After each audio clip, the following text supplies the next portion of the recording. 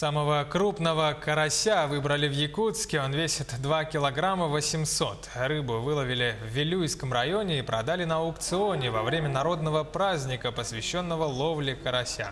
На праздник съехались участники и гости из разных уголков республики. Мероприятие проводится вот уже 10-й год по инициативе Общества охотников и рыболовов республики. Активное участие приняли и народные мастера. Они представили изделия из костей и кожи рыбы. Для гостей организовали ярмарку свежемороженой рыбы, сельхозпродукции, угостили жареной рыбой. Ну а желающие посоревновались в поедании рыбы на скорость.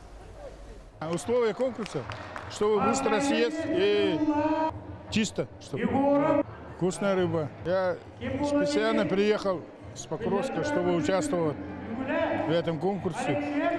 Я уже опытный участник. 3 раза подряд выигрывал первое место. Вот 4-й раз тоже выиграл.